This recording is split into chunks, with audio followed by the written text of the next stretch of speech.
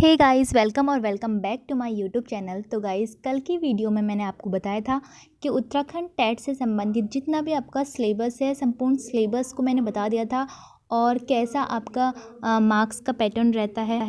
I hope आपको exam का पूरा पैटर्न समझ में आ गया होगा।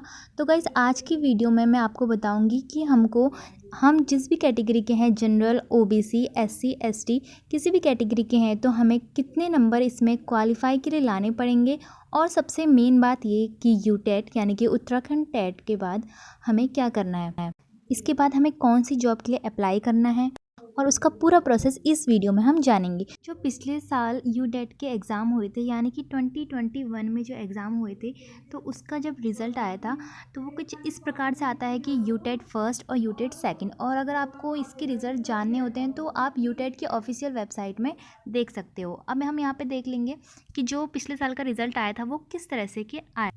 24 मार्च को हमारा रिज़ल्ट आया था, 24 मार्च 2021 को। अब सबसे पहले अगर इसका रिज़ल्ट चेक करना होता है तो सबसे पहले हमको uktet.com वाली वेबसाइट पर जाना होता है और यहाँ पे फर्स्ट पेपर के लिए अलग रोल नंबर और सेकंड पेपर के लिए अलग रोल नंबर आपको टाइप करना होता है। अब हम देख लेते हैं कि किस तरह इसमें बच्चों ने मार्क्स गेन किए थे, वो हम यहाँ पे देख लेते हैं। तो यहाँ पे देखिए, यहाँ पे पूरा आपको लिस्ट तैयार की गई है यहाँ पे।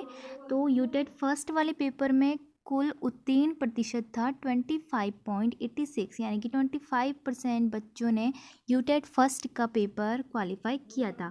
और यूटेट सेकंड में देखें तो कुल 18.45, यानी कि 18% बच्चों ने ही यूटेट सेकंड का पेपर पास किया था। और यहाँ पे पूरा लिखा हुआ है, यह परीक्षा दिनांक 24 मार्च 2021 को राज्य भर में स्थित 29 परीक्षा शहरों में हुई थी। ठीक है, और इसके आंसर की भी वेबसाइट पे डाल दी गई थी। तो यहाँ से आप अंदाज़ा लगा सकते हो कि कितने बच्चे यहाँ पे परीक्षा में सम्मिलित हुए और कितनों ने रजिस्ट्रेशन करवाया था, लेकिन इतने डिफरेंस में यहाँ पे सम्मिलित हुए हैं। और टोटल उत्तीर्ण अभ्यर्थी हमारे हैं 10,166 पेपर फर्स्ट में, और दूसरे पेपर में 7,230। और दूसरा पेपर होता भी डिफ़िकल्ट लेवल का है, तो इसमें यहाँ पे 18% बच्चे ही उत्तीर्ण कर पाए इस पेपर को। अब मैं यहाँ पे आपको बता देती हूँ कि जो जनरल वाले होते हैं उनके लिए 150 में से टोटल 90 मार्क्स उनको लाने होते हैं, और ओबीसी वालों को लाने होते हैं 75 मार्क्स, यानी कि 150 का हमें 50% लाना होता है। ओबीसी वालों को 50% लाना होता है, 75 मार्क्स।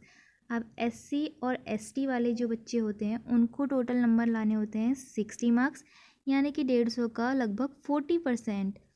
तो 60 मार्क्स एससी एसटी वालों को लाने पड़ते हैं। तो सबसे ज़्यादा यहाँ पे लाने वाले होते हैं जनरल वालों को। 150 में से 90 मार्क्स लाने होते हैं, तभी यूटेट की परीक्षा के बाद रिज़ल्ट आने पर उनको टेट का सर्टिफिकेट प्रोवाइड होता है। ठीक है, इतना आप समझ गए होंगे। अब मैं आपको बता देती हूँ कि इसके बाद करियर ऑप्शन क्या हैं। तो सबसे पहले अगर प्राइवेट की बात की जाए तो अगर किसी भी स्कूल या फिर यूनिवर्सिटी में आप जाते हैं तो जिन बच्चों ने यूटेट की परीक्षा को क्वालिफाई किया होता है तो उनको पहले प्रेफरेंस दी जाती है, तो उनको पहले रखा जाता है टीचर की जॉब के लिए। ठीक है, और सरकारी जॉब की आप बात करें तो गवर्नमेंट जॉब के लिए जितनी भी शिक्षक भर्तियां आती है, जैसे प्राइमरी शिक्षक भर्ती आती है, एलटी लेक्चरर वाली भर्तियां जो आती है, तो उसके लिए भी पहले आपको यूटेट क्लियर करना ज़रूरी है। फिर उसके बाद आपको इन परीक्षाओं में बैठने का मौका मिलता है, जो कि गवर्नमेंट टीचिंग जॉब होती है। और इंस्टीट्यूट लेवल पे मैंने आपको बता दिया कि यूटेट में आपकी जितनी मेरिट आई होगी, जब आपका रिज़ल्ट आता है तो उसमें आपकी कुछ मेरिट बनती है, तो मेरिट बेस पे भी आपको वहाँ पे रख लिया जाता है प्राइवेट यूनिवर्सिटीज़ में। ठीक है, तो आपको इतना पता चल गया होगा।